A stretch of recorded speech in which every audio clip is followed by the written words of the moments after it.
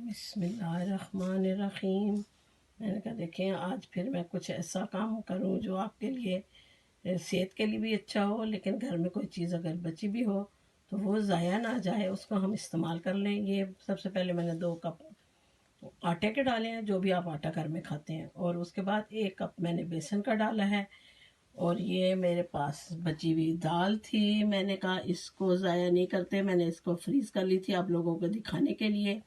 अब ये दाल भी इसमें मैं मिक्स करूँगी, और मेरी मजबूरी है कि मैं ख़ुद बनाती हूँ।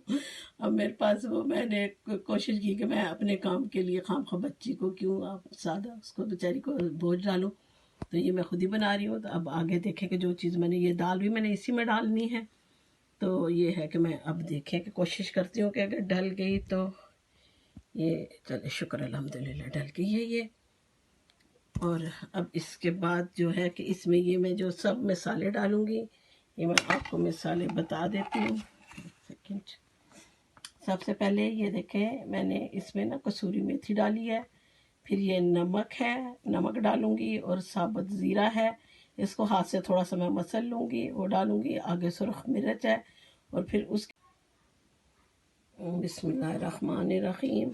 ये देखें कि ये मैंने ना इसमें डाला है प्याज ग्राइंड करके, सब्ज़ मिर्च है, और इसके साथ धनिया और पुदीना भी मैंने रख दिया हुआ डाल के साथ। तो अल्लाह करे कि ये सब चीज़ें आपको दिखाई दें, साफ़ और ठीक बने। और अब आगे जो है कि जो साबुत खुशक मसाले हैं वो मैं आपको दिखा देती हूँ। कसूरी मेथी है, नमक है, ज़ीरा है जो मसल के हाथ से डालूँगी, और सुरख मिर्च है, अजवाइन है थोड़ी सी, और पिसा हुआ अनारदाना है। बिस्मिल्लाहिर्रहमानिर्रहीम। देखिए अब मैंने सारी चीज़ें इसमें डालनी है, क्योंकि मुझे पता नहीं, कमेंट तो आपके पास आते होंगे कि क्या कहती हैं बहनें के क्या नहीं कहती। तो ये देखिए कितना खूबसूरत ये इसकी शक्ल लग रही है।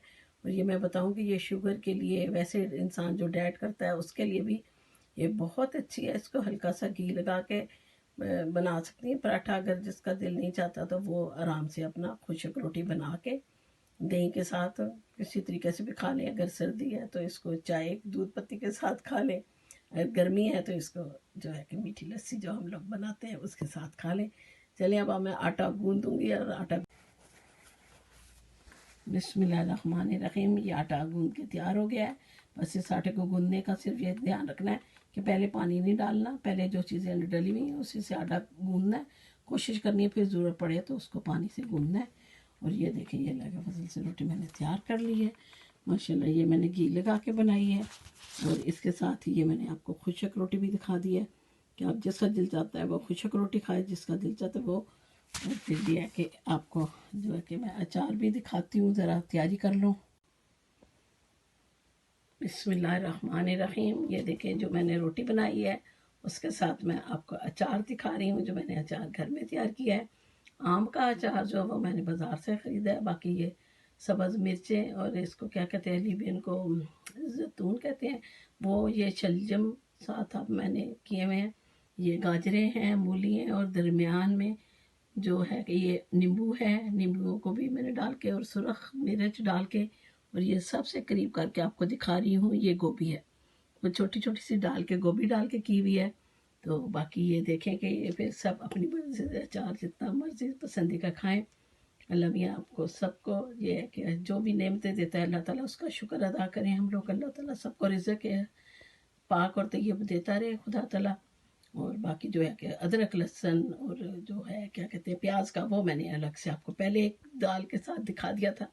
देखिएगा और फिर बताइएगा। जज़ाकल्लाह। और ये मैंने 100 मसाजिद के लिए किया है, और 2023 तक मैंने ये करना है, तो दुआ कीजिएगा अल्लाह ताला इसमें बरकत डाले और ये सामान निकल जाए मेरा। ओके, अल्लाह हाफिज़।